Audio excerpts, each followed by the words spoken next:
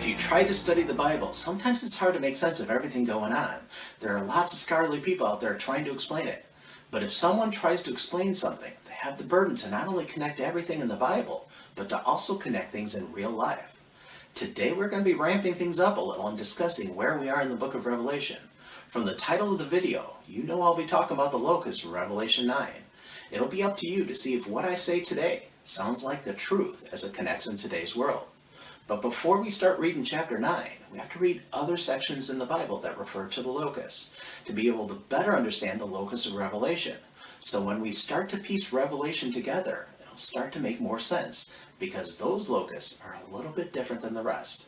And I say piece Revelation together because some of you may not know that the Bible is not in order, and neither is Revelation. If you study Genesis, you know that there are two different creation stories in chapters 1 and 2.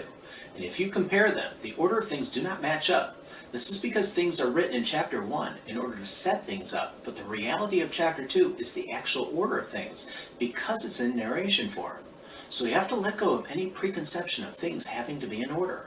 I use the example of Genesis when discussing Revelation because the book of Revelation jumps around in time from subject to subject, and it is our job to connect things in a more linear order. But before we start putting Revelation into an order, let's start talking about those locusts. The most well-known example of locusts is the one in the book of Exodus. They were the 8th plague that God used to free his people from Egypt. So Moses and Aaron came into Pharaoh and said to him, "Let my people go, that they may serve me. Or else, if you refuse to let my people go, behold, tomorrow I will bring locusts into your territory, and they shall cover the face of the earth, so that no one will be able to see the earth. And they shall eat the residue of what is left, which remains to you from the hail. And they shall eat every tree which grows up for you out of the field." A warning to Pharaoh. Then Pharaoh responds. Then he said to them, "The Lord had better be with you when I let you and your little ones go. Beware, for evil is ahead of you." Not so. The answer from Pharaoh about the Hebrew children leaving is no. So now God responds. Then the Lord said to Moses, "Stretch out your hand over the land of Egypt for the locusts, that they may come upon the land of Egypt." And the locusts went up over all the land of Egypt, and rested on all the territory of Egypt. For they covered the face of the whole earth, so that the land was darkened. And they ate every herb of the land, and all the fruit of the trees which the hail had left. So there remained nothing green on the trees, or on the plants of the field throughout all the land of Egypt. So locusts came upon the earth, and ate the herb and fruit of the land, just like they do in real life. Nothing green remained on the trees or the plants in all of Egypt. We know that the Hebrews were released from Egypt and God's people come to the promised land. Then Moses warns the people to obey God and also warns them about curses because of disobedience. We read one of the curses of disobedience in Deuteronomy. "You shall carry much seed out into the field, but gather little in, for the locust shall consume it. Locusts shall consume all your trees and the produce of your land." The curse of disobedience to God will be locusts consuming seed, trees, and the produce of the land. Once again, locusts would affect the people's food supply.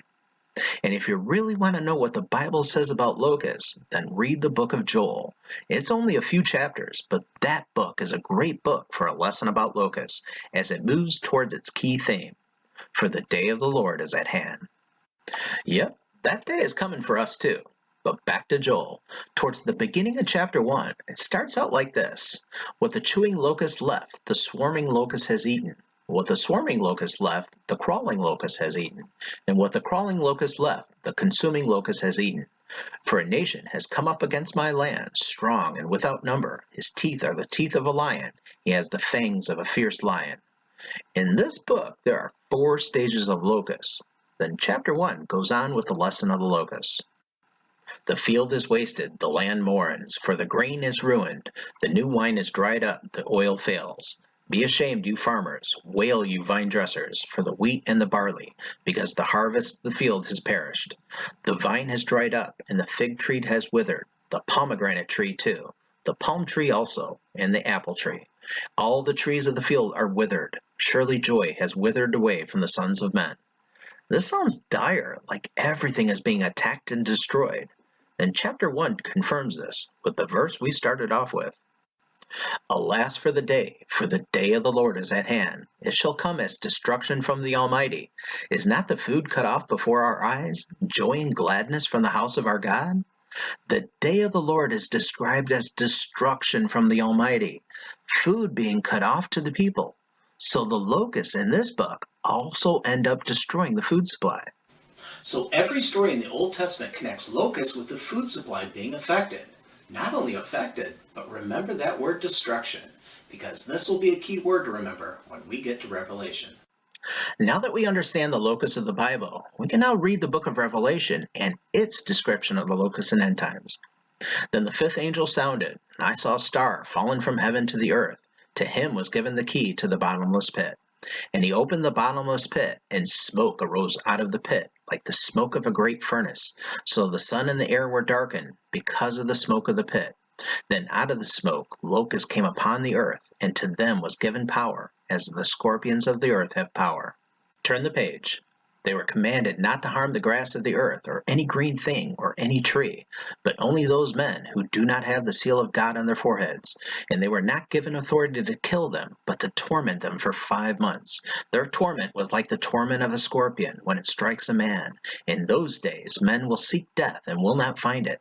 They will desire to die, and death will flee from them. The shape of the locusts was like horses prepared for battle. On their heads were crowns of something like gold, and their faces were like the faces of men. They had hair like women's hair, and their teeth were like lions' teeth. Last slide on the locusts. And they had breastplates like breastplates of iron, and the sound of their wings was like the sound of chariots, with many horses running into battle. They had tails like scorpions, and there were stings in their tails. Their power was to hurt men 5 months. And they had as king over them the angel of the bottomless pit, whose name in Hebrew is Abaddon, but in Greek he has the name Apollyon. One woe is past. Behold, still 2 more woes are coming after these things. Before we analyze the locust, look at that last part about the first woe of Revelation. If you want to put Revelation in any kind of order, you'll have to arrange things around the 3 woes of Revelation. That will be key to putting the book into a more chronological order. But let's go back and start talking about Revelation's depiction of the locusts. The locusts came upon the earth and were given power. Now reread this part. They were commanded not to harm the grass of the earth, or any green thing, or any tree. But remember the locusts from the other sections in the Bible? In the book of Exodus, the locusts there ate herbs and fruit of the trees. Nothing green remained on the trees or the plants. In the book of Deuteronomy, the locusts there ate seeds, trees, and produce of the land. And in the book of Joel, the locusts there wasted the field, ruined the grain, dried up the new wine, and the oil failed. The food was cut off before the people. So if we highlight all the examples of locusts attacking trees, plants, and produce, all the green things, then why would the locust of Revelation be commanded not to harm any grass, trees, or any green thing? It doesn't make sense. Not even logically either. But we're going to have to connect a couple things for this to make sense. Now, there's lots of death and destruction in the book of Revelation, but there are only 3 times where the book tells someone not to harm something. Let's look at them. Here in Revelation 9:4, then going backwards another time in 7:3, and a third mention in Revelation 6:6. We've seen the example from the locust in 9:4. Let's look at Revelation 7:3. Then I saw another angel ascending from the east, having the seal of the living God, and he cried out with a loud voice to the 4 angels, to whom it was granted to harm the earth and the sea, saying, Do not harm the earth, the sea, or the trees, till we have sealed the servants of our God on their foreheads. This isn't a section about waiting to harm the earth until the 144,000 servants are sealed for God. This verse is more about delaying the harming of the earth, more than being told not to harm. I think these 4 angels here are part of the last 7 angels who delivered the last 7 plagues on the earth in Revelation 16. But this really doesn't connect to the locusts being told not to harm green things in chapter 9. So let's check out the other section to see if we can get more insight. The other section in Revelation where someone is told not to harm something is in Revelation 6. When he opened the 3rd seal, I heard the 3rd living creature say, Come and see. So I looked, and behold, a black horse, and he who sat on it had a pair of scales in his hand. And I heard a voice in the midst of the 4 living creatures saying, A quart of wheat for a denarius, and 3 quarts of barley for a denarius, and do not harm the oil and the wine. Let's keep that last instruction highlighted. Do not harm the oil and the wine. Okay, so the locusts are told not to harm any green thing. And here in Revelation 6, it says not to harm the oil and the wine. You might be saying, so what? Two sections both saying not to harm something. Until you realize what this section in Revelation 6 is all about. This is the third seal of Revelation, the black horse, or the third horse from the four horsemen of the apocalypse. This third black horse with scales talks about the rationing and scarcity of food, like what will happen in a famine, and exactly what locusts do to a food supply. So maybe this horseman on the black horse is connected to the locusts in Revelation, as food scarcity and what locusts do connect together. This might be talking about the same event. Remember, I said that Revelation is not in order, and you have to connect things to overlay and match them up. The dual instructions of not harming things has opened this up, but this will require more investigation. I did a video previously talking about the parallels of famine that precedes going into someone else's control. Those connections kept on happening throughout biblical history, and we know the black horse describes scarcity and the rationing of food on the earth. Please watch this video because it tells you directly to start stocking up on food, and that next year will be a year of a worldwide food shortage. Recently, I was called out as unbiblical by a well-meaning brother in Christ. His concern was that Jesus said not to be worried about food and other concerns in the world. I think that misses the larger point Jesus was making. I don't think Jesus is against preparing yourself for the troubles ahead. He wanted you to seek God first, not to ignore a famine you knew was coming. And you can find examples on being prepared in the Bible. When God told Noah to build the ark and to get all the animals gathered, he also specifically instructed Noah to take every kind of food to be eaten and store it away because of the destruction from the flood ahead. God wanted Noah, his family, and the animals to be prepared and have food. At the end of Genesis was the story of Joseph. He knew the future held a famine by an inspiration from God, and Joseph knew to store up food during the times of plenty in order to prepare for the famine to come. These examples are kind of like we know what Revelation says about the future that is coming for us. Now that is Old Testament. What about a teaching from Jesus? Well, Matthew 24 is a great chapter about end times and about the signs to watch for. Well, at the end of that chapter, it says this: Who then is a faithful and wise servant, whom his master made ruler over his household, to give them food in due season? Blessed is that servant, whom his master, when he comes, will find so doing. Making sure you are prepared for the food in due season is part of my purpose. I want you to be prepared for the dark times coming. And if I think that the black horse from the horsemen of the apocalypse will be riding next year, then I'm telling you right now to get ready for that. Study up on the Depression of the 1930s and those food lines, and think about what else happened during the Depression. That was also the time that Adolf Hitler rose to power, and I think his rise will parallel the Antichrist's rise to power, because Hitler also persecuted and killed God's first chosen people. That parallels what the Antichrist will do against God's second chosen people, Christians. And Hitler came from the midst of the famine in the 1930s. So get ready for the famine next year. It is coming, and I think it'll precede the coming of the Antichrist. I'll have a lot more to say about Hitler soon and his parallels with the Antichrist. But let's get back to connecting the third seal, the black horse of Revelation 6, to the locust in Revelation 9. For now, let's just show Revelation 6 and pull back a little to show selective verses. Now, as I just mentioned, Revelation 6, the first four seals are commonly known as the four horsemen of the apocalypse. They have four very specific colors. We just started to connect the third horse, the black one, to the locust in Revelation 9. Now we'll reconfigure this slide to put the four horsemen here. We can see the four horse colors: white, red, black, and pale. Now we'll highlight the description for each of them. And notice they all have riders. That's why they're called the four horsemen. Now we'll bring back a description of the locust in chapter 9. The shape of the locust was like horses prepared for battle, and the sound of their wings was like the sound of chariots with many horses running into battle. So the locusts are described as horses prepared for battle, and there are four horsemen in chapter 6. I don't think the description of locusts being shaped like horses is a coincidence. These two chapters are connecting more. But now we need to pull back even further and look at Revelation as a book. And if we are keying in on the word horse, then there is just one more section which talks about horsemen, and that is at the end of Revelation 9, and the four evil angels released to kill a third of mankind. Then the sixth angel sounded, released the four angels who are bound at the great river Euphrates. So the four angels who had been prepared for the hour and day and month and year were released to kill a third of mankind. Now the number of the army of the horsemen was 200 million. I heard the number of them. So we have the four horsemen from chapter 6, then locusts shaped like horses prepared for battle, and then four evil angels with an army of horsemen numbering 200 million. These three separate pieces in Revelation with the common horse symbolism are all talking about the same events. We're not going to go too far in depth about what the other three horsemen mean in chapter 6. We're just going to focus on the black horse with the scales, the locust, and the connection to the four angels. Because the black horse of Revelation 6 is the first of the horseman armies to ride on the earth. I know I've just started to connect these three separate things, but to repeat, you're really going to have to free your mind of any preconception that the seals or separate chapters in Revelation have to be in chronological order.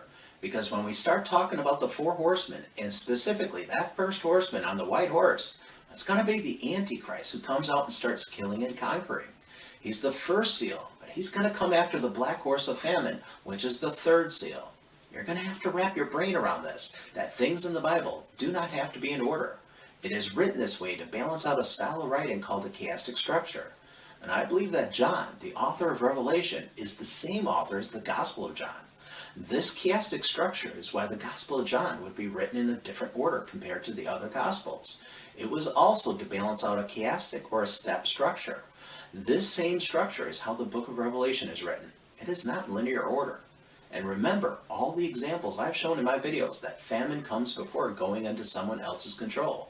That means that the black horse will come first. As we get more and more in depth with Revelation, we'll talk about the last three horses with the white, red, and pale green colors. The really bad ones that escalate the violent end times.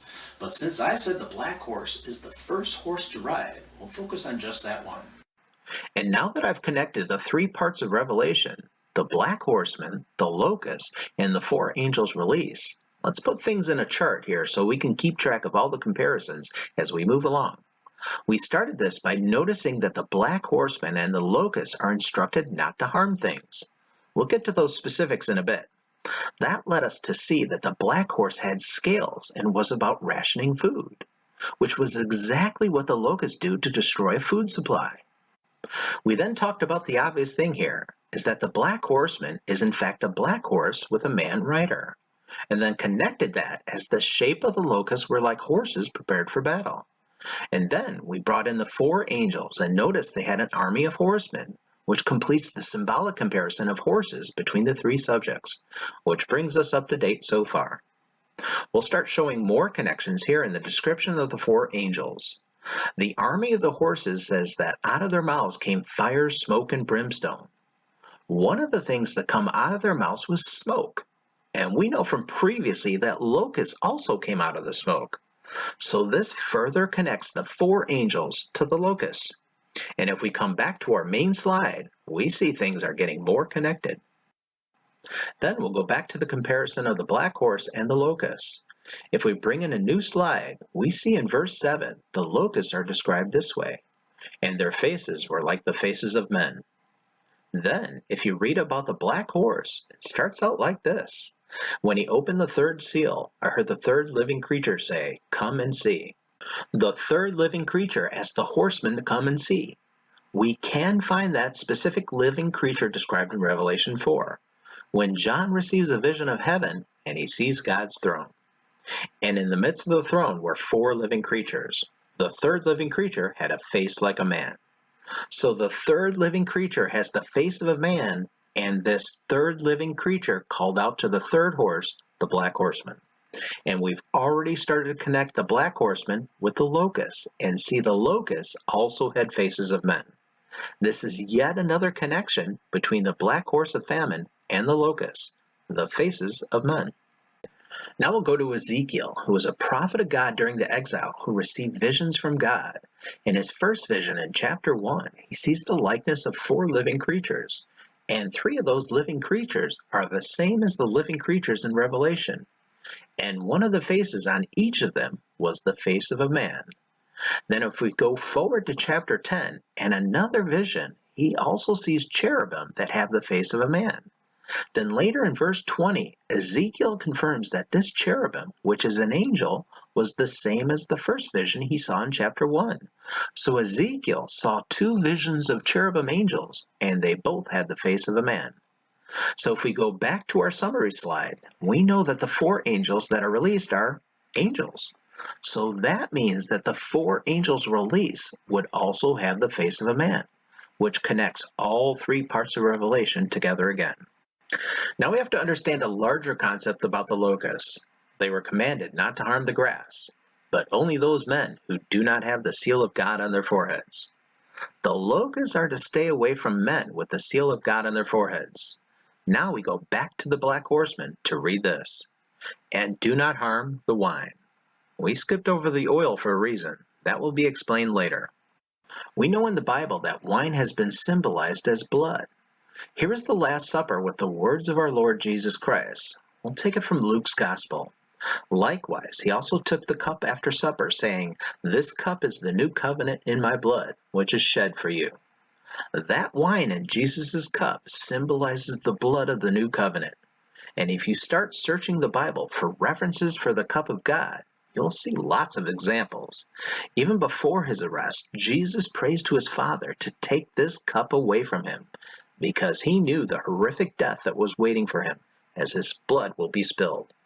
And this cup of God is referenced in the book of Revelation. If anyone worships the beast and his image, and receives his mark on his forehead or on his hand, he himself shall also drink of the wine of the wrath of God, which is poured out full strength into the cup of his indignation. This is important to conceptualize the end time events. This cup of the wrath of God is not just because you have taken the mark of the beast. It is. But you have also supported the Antichrist, who is the second beast that has turned against and killed the people of God. We know from Revelation 11 and 13 that the beast will be killing God's people and will succeed in overcoming the people of God. If you take the beast's mark, you are supporting the killing of God's people and will be condemned. All Christians should know this big commandment of God: thou shalt not kill. Don't take the mark nor support the Antichrist trying to convince you it's okay to kill, especially God's people. Jesus told Peter not to pick up that sword, because whoever uses the sword will perish. God is the only one with the authority to kill. The sword of God is the word of God. So if we go back up here to the locusts and verse 5, and they were not given authority to kill them, but to torment them for 5 months. The locusts are the first thing to happen out of these events, but they will not be directly killing, just tormenting. And they are instructed to stay away from men with the seal of God on their foreheads, which matches up and connects to the black horsemen being instructed not to harm the wine or the spilling of the blood of God's people. The reason why this is important is because that is exactly what the Antichrist will do. He will be the first horseman on the white horse in Revelation 6, and he will eventually be killing God's people. The spilling of the blood, which is symbolized by wine. Now let's put this back into our summary slide and see how everything is still connecting perfectly. Now before we start identifying the locusts in today's world, yep, that's coming. Let's connect another thing between the locust and the 4 angels. Let's read this about the locusts again. And they were not given authority to kill them, but to torment them for 5 months. They don't kill, but torment for 5 months. That's an interesting time frame. Let's connect something from the great flood of Noah. In chapter 7, the rain starts here.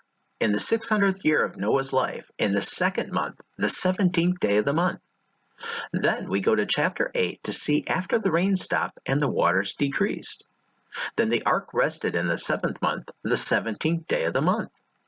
From the 17th day of the second month until the 17th day of the seventh month is also 5 months, which connects to the time period of the locusts. Okay, so what?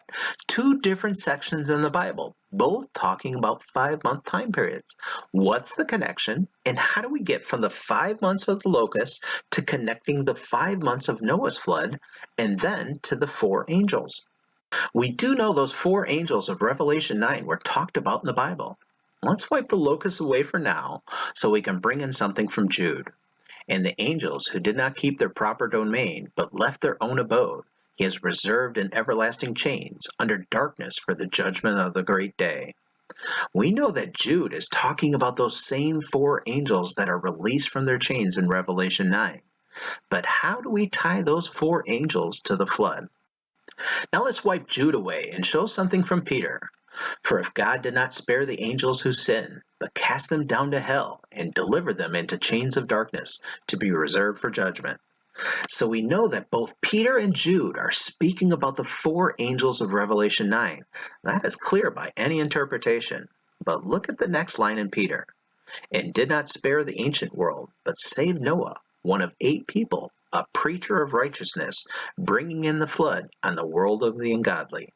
So Peter references the flood of Noah right after speaking about the four angels chained in darkness, which we know to be the same four angels from Revelation 9. Now let's wipe Peter off, and we'll connect these more when we go to Genesis 6 and the Nephilim. The Nephilim were on the earth in those days, and also afterward when the sons of God went to the daughters of humans and had children by them. They were the heroes of old, men of renown. There's a lot of controversy about the Nephilim.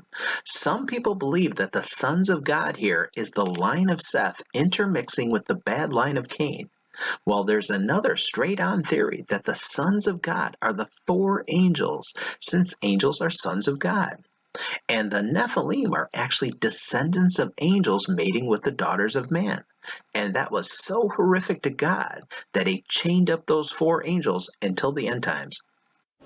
The people advocating the two different theories can go back and forth, but I think I can prove the theory that the Nephilim came from those 4 chained angels. And the intermixing of angels and humans would be such a horrible sin to God. That is why they were chained in the darkness until the end times. That video will have to come in time, but look for it. And know that I believe 100% that these 4 angels chained in darkness until Revelation 9 are the same angels that created the Nephilim before the flood of Noah. So if we slide this verse about the sons of God and the Nephilim down here, and bring back the verse about the locusts tormenting the people for 5 months, it would connect perfectly that those 4 angels are the angels that are referred to as the sons of God in Genesis 6. And they were part of the reason for the great flood of Noah. And then only in God's amazing story would he allow the locusts, who are connected to those same 4 angels and tormenting people for 5 months, the same time period as the waters on the earth caused the destruction of the great flood. And we'll bring the summary back and see how things are still connecting perfectly. I just used the word destruction when referring to the great flood of Noah. Remember the word destruction from the book of Joel? Because now we'll start connecting things, and you'll see how even in real life this fits perfectly. We have to reread this section of the locusts. They had as their king the angel of the abyss, whose name in Hebrew is Abaddon, and in Greek Apollyon. Now both those words in Hebrew and Greek are similar. In Hebrew, Abaddon means destructive one or place of destruction, while Apollyon in Greek means destroyer. In both languages, this connects to the black horse of famine destroying a food supply, and also the destruction of the earth in the same 5-month time frame from the flood of Noah. You can see if those angels unchained from the darkness were the same angels that created the Nephilim, which preceded the great flood and its destruction of the earth, how this would fit back together, and one of those 4 angels would be behind the locusts, again leading to the destruction of the earth in the same time frame of 5 months. Now, I haven't studied Greek at all, except to look up things, but I have studied Hebrew. And we can start looking at this king, the angel of the abyss, whose name in Hebrew is Abaddon. We'll start here with his name. Just a reminder, as we bring in the Hebrew letters, they read from right to left, so don't be confused. In Hebrew, there is a verb abad, which means to perish or destroy, which connects to the meaning of this name, Abaddon. And we know this word is connected to this name, and I kid you not, the first time the word abad is used in the Bible is in Exodus 10:7 with the plague of the locusts. God is so particular when you go deeper in studying the Bible that he will give you a way to connect things. Please note, there is a place Abaddon in the book of Job, but that is a place and not a name. There is a different spelling rule for a name. Now we'll wipe this clean so we can retranslate the whole name into Hebrew. We start just like the verb abad. We have an aleph with the vowel comets under it. The aleph is silent and is just a placeholder for the vowel. This would make the ah sound. Then we have a bait with the vowel padak under it. This makes the ba sound. Then to complete the root word abad, we have a dalet, which makes the d sound. Then we have 3 more letters to go. We have another dalet, which is the d, but this time the d is followed by the short o sound. So we have to make this small dot above and to the left of this dalet called a holum. This is the different rule we talked about. The name can use a holum, while the location uses a holum vav. Together, the dalet and holum make the sound duh. Then to complete this name, we have the final noon, which is the n sound. So this is how you build the name Abaddon back into Hebrew phonetically. But there are some issues which we'll address. The first one is that double dalet or the 2 Ds. In Hebrew, there is a way to make this D sound appear on both sides of the syllable, Abaddon, with that hard D sound. To make this D sound function on both sides of the syllable, you would use what is called a dagesh forte. It's this small dot in the middle of the dalet. I'll add an arrow so you can see it here. This dagesh would make the second dalet unnecessary when reading this name in Hebrew. Let's get rid of the first dalet here, and also that arrow. Now we'll readjust the letters and show it phonetically with the dagesh. You can see how this word with the dagesh includes the D sound on one side of the syllable bad, and then the D sound is also included on the other side of the syllable done. So that is how you'd write the name Abaddon in Hebrew. But now we have to talk history. The earliest form of Hebrew was written as a pictographic language. But as written Hebrew came into form when the Old Testament was written, it was in the form of a consonant language. There were no vowels. The vowel system was not officially formed until the Masoretes around 600 AD. This is not just a trip through history, but you have to think about who this angel of the abyss was. And if this was one of the angels that created the Nephilim before the flood of Noah, then he would have been one of the early created angels of God. That means his name, as originally known, and if it would have been written in the time of Noah, would not have any vowels either. So let's get rid of the pronunciation down below, and then the vowels. We start with the aleph and its vowel, the vowel under the bait, and the holum dot above the dalet. We are left with 3 consonants. Let's center the letters. You have a bait, which gives you the B sound, then a dalet with the dagesh, which makes the D sound, and the final noon, which is the N sound. Now remember, we are still in Hebrew form, going from right to left. In order to go back into English, we need to reverse the letters as English goes from left to right. So here are the 3 consonants of the name Abaddon translated back into English. Can you see it? It may still be hard for most to see, so we'll get rid of the name up top so we can bring back the verse from Revelation. They had as their king the angel of the abyss, whose name in Hebrew is Abaddon. They had as their king Biden, as in Joe Biden. Wow! Now, do you think I'm forcing this? This verse says that Abaddon is an angel from the abyss. Joe Biden wouldn't be any kind of a bad angel. He's just a man. But I just released a video about the fulfillment of the Daniel 12 prophecy, which plainly stated that this was the official start of end times. And the fulfillment of the Daniel 12 prophecy ended with Joe Biden fulfilling that prophecy. Whoa, things are connecting more and more the deeper we go. And now his name is also connected to the angel of the abyss who leads the locusts of the earth. So if we bring this back into our summary slide, we can add that Joe Biden's name is spelled the same as Abaddon in Hebrew. which means destruction. And remember how I said the 4 angels were behind the Nephilim that preceded the great flood of Noah. That flood caused destruction of the earth. And guess what's coming in the book of Revelation from those 4 angels? Yep, destruction of the earth. And before we go on to connect more things, remember I talked about that video about preparing for the beginning of sorrows? That video said to stock up on food, because starting next year, there's going to be a global food shortage. And just like Abaddon is called their king, guess who's leader of the world at this point? Yep, Joe Biden. Everything is connecting. God's prophetic word is coming true. I have a lot more to say about Joe Biden when I identify the first beast of Revelation. But since I'm saying something that might be considered controversial, I think I need to connect more things to prove this is correct. But first, let me be real with any of you that might consider themselves liberal or Democrat and might be offended at Joe Biden fulfilling a role as leader of the destructive locusts. Since I've come to Christ, politics means nothing to me. Some of the things that are gonna be said might be considered political, but I'm just following the connections in the Bible, no matter where it leads me. And since I know where this is going, the other side will not be spared. The two-party system in Washington is broken. And in my view, it doesn't matter who you vote for. The plight of the people remains the same, while the politicians get rich. Joe Biden does have a role in this, as I will explain further, but his party means nothing to me. This is all about how God's prophetic word is being connected to the world we live in. So let's continue to connect more things to Joe Biden.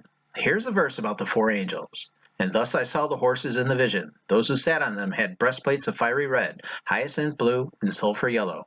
And the heads of the horses were like heads of lions, and out of their mouths came fire, smoke, and brimstone. We can take notice that there are 3 colored breastplates and 3 things coming out of their mouths. Now I use the New King James translation, but not every translation can be perfect when translating one language into another. So let's start with the first breastplate, fiery red. Fiery red is not a bad translation since it's talking about the color of a breastplate. Now if you look into the Greek word, it can mean fire or flaming. And then if we start a list down here about the things coming out of their mouths, we see the first thing is fire, which connects to the first colored breastplate of flaming or fiery red. That second one is going to be a problem, so we'll go to the third colored breastplate. The New King James has it translated as sulfur yellow. Again, they were thinking about a colored breastplate, so this is a reasonable translation. But the Greek word means sulfur-like, or even brimstone. And if we check out the third thing coming out of their mouths, we see it's brimstone, which matches the third breastplate to the third thing coming out of their mouths. So from both the breastplates and from out of their mouths, we see the colors and elements from the first and third things match each other. So it would be a reasonable assumption that the second breastplate and the second thing out of their mouths would connect as well. The second breastplate color is translated as hyacinth blue. Some translations say that this can be a purple color, but I looked into this flower, and I would say it's blue too. But then, if we highlight the second thing out of their mouths, it's smoke. I'll gray out the words we no longer need. We can tell by the highlights that there is a connection to both lists of items. The only connection that doesn't seem to fit is the second breastplate color and the second thing out of their mouths. How could hyacinth blue be related to the smoke? It took me a while to figure this one out. Let's get rid of everything else and move the breastplate and smoke over here to the right. Now, the most obvious connection here is that the smoke coming out of their mouths is related to the locusts because the locusts come out of the smoke.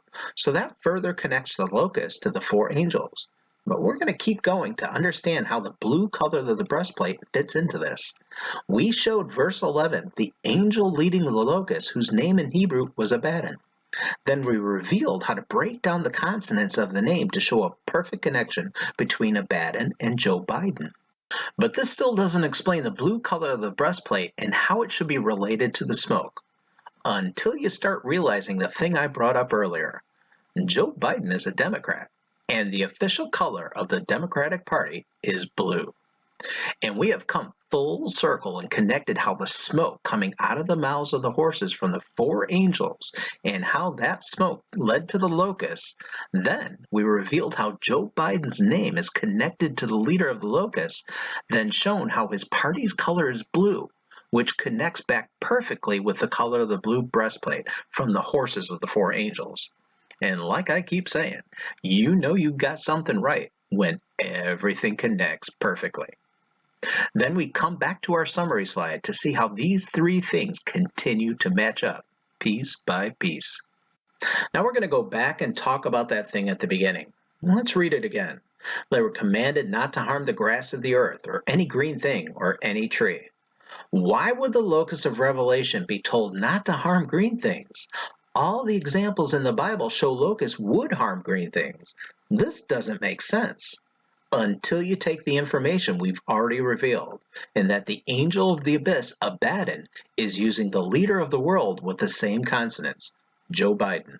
And since Joe Biden is currently president, you have to look at his top priority as president.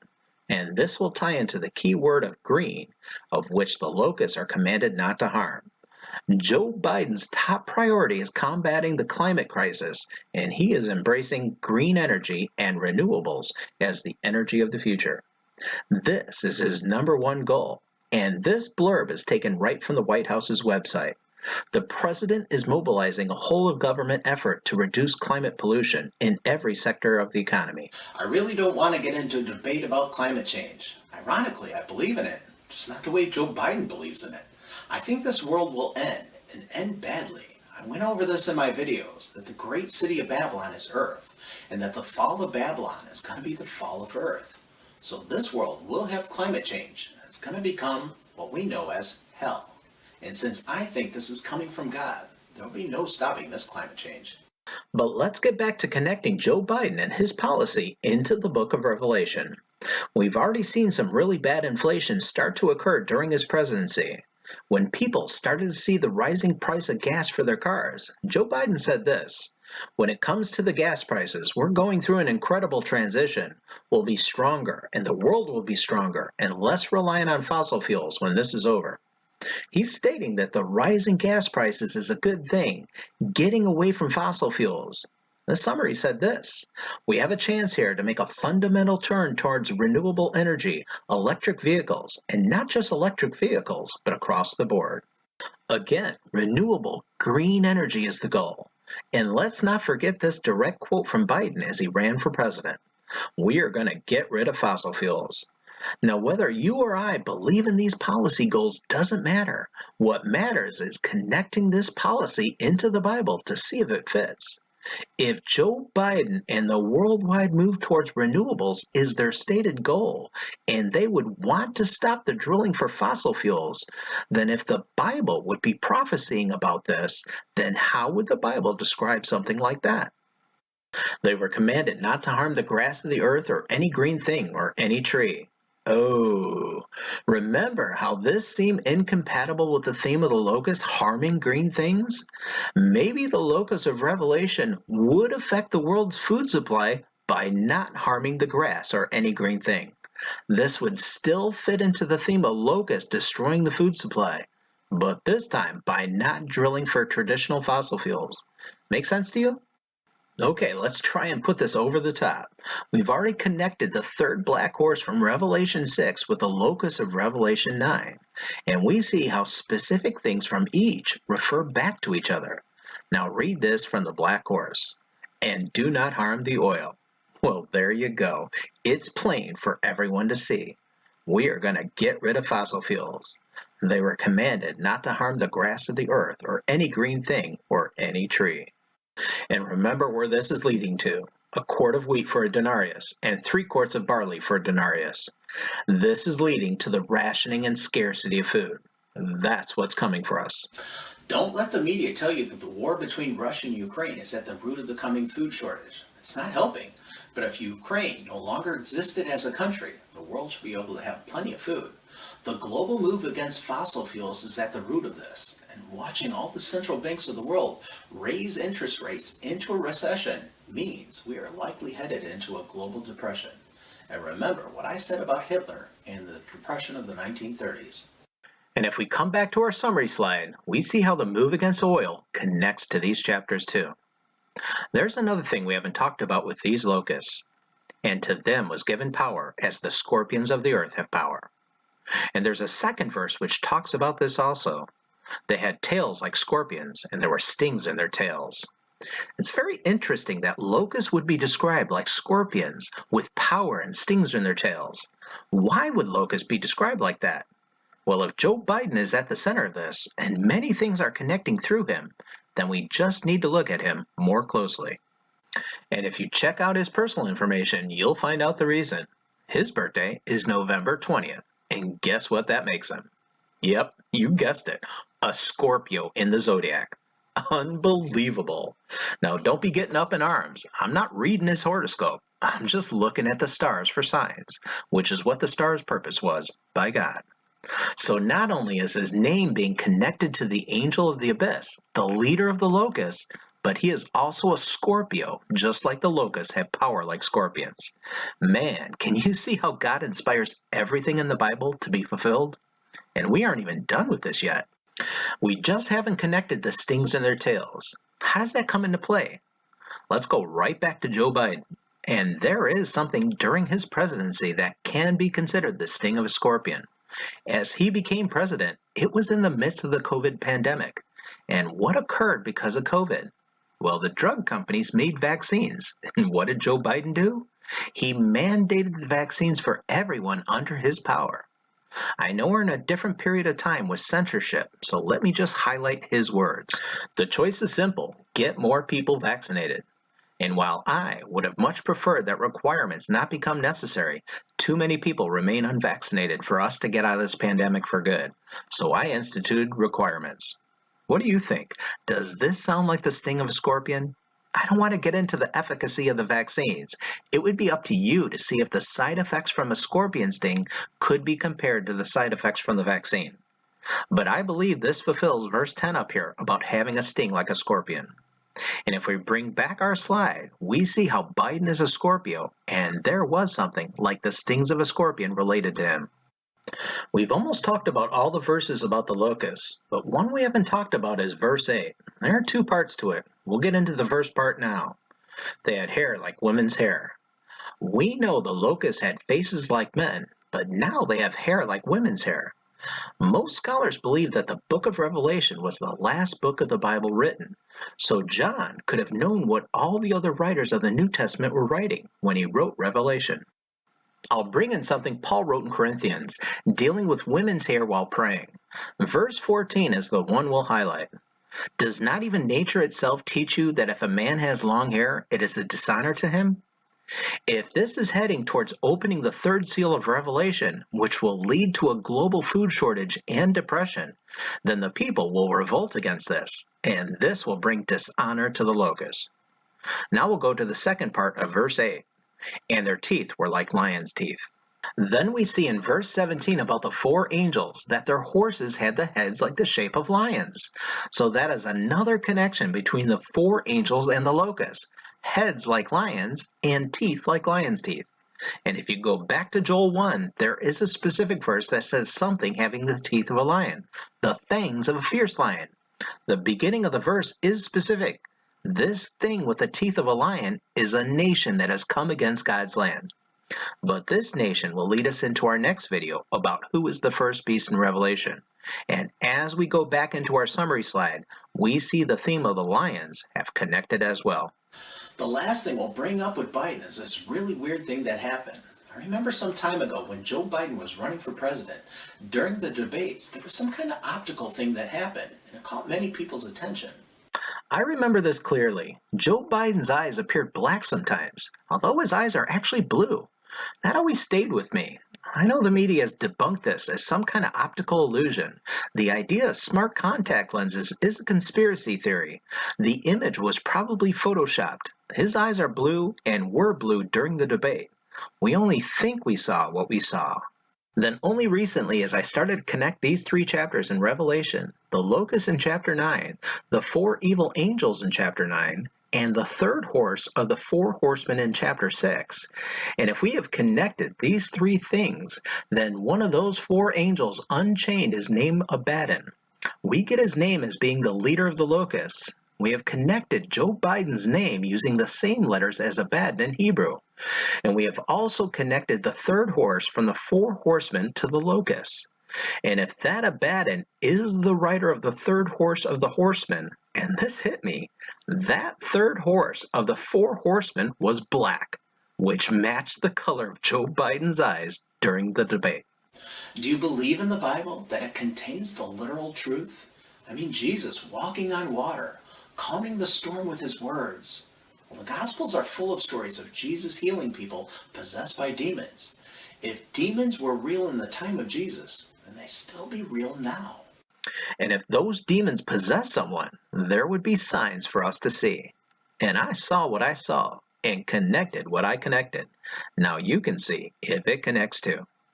So if we go back to our summary slide, we have connected these three events in Revelation that are talking about the same things. Now we haven't talked about the other three horsemen of the apocalypse. That will lead us into some really big things.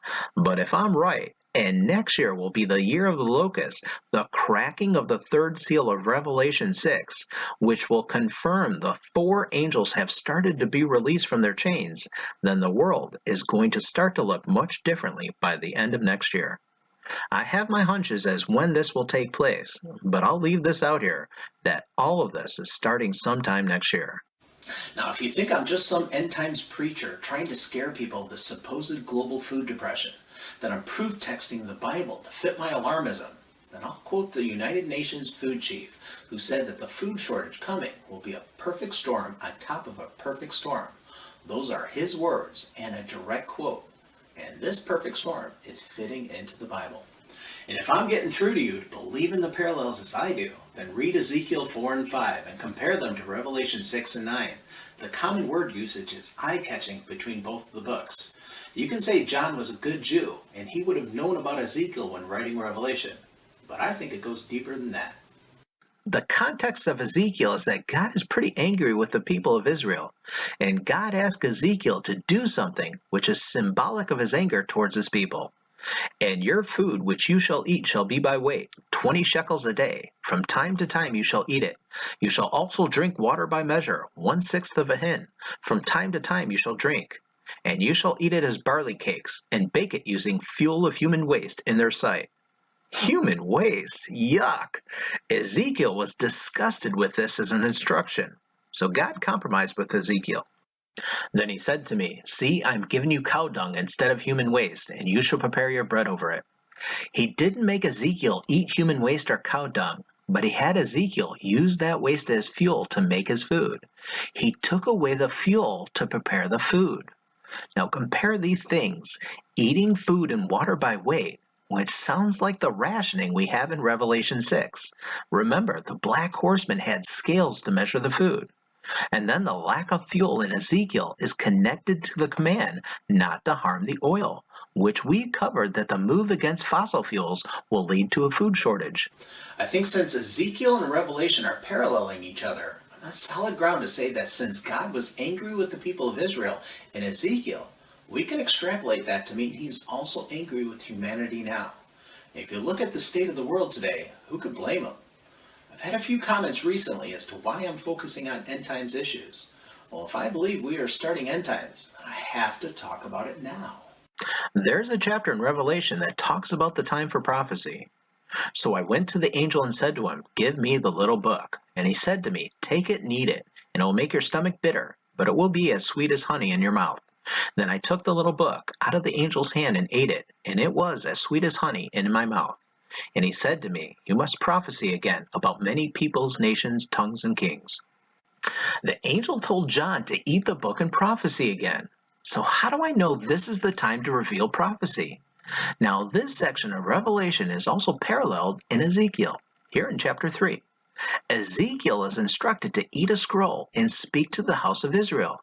So Ezekiel eats it, and it was like honey in his mouth, exactly like John eating the book, which tasted like honey. So if these are paralleling each other, then we should take note when Ezekiel did this. It was in chapter 3, right before chapters 4 and 5, when God talks about taking away the food from the people. Get it? And let's re-highlight the overall point. The prophecy tasted like honey before the coming famine, which we know in Revelation was connected to the black horse and the locusts. And guess when the last time honey was paired with locusts? Let's check out the Gospel of Mark. John the Baptist appeared in the desert proclaiming a baptism of repentance for the forgiveness of sins. John was clothed in camel's hair with a leather belt around his waist. He fed on locusts and wild honey. Yep, John the Baptist, who was the messenger sent before Jesus, fed on locusts and honey. And now the prophecy of Revelation is being revealed that tastes like honey, which precedes the coming of the locust in Revelation, once again pairing locust and honey. That means that the kingdom of Jesus Christ is coming soon. But before he comes, the Antichrist takes power. And John the Baptist, who came before Jesus, preached repentance of sins. And we know we should repent from all of our sins, because nothing unclean enters heaven. I'm here to help. Stock up on food and get ready to face some horrible times. The next video will identify the first beast of Revelation. Please share this video. The gospel needs to be shared to the ends of the earth.